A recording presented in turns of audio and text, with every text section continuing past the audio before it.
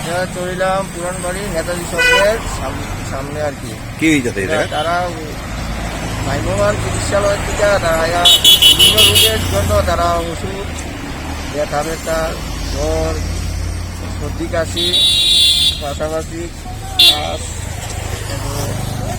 বিভিন্ন রোগের তারা ওষুধ দিতে হবে। আচ্ছা, আপনিও নিছেন? আমিও এখান থেকে নিয়েছি। আপনার নাম?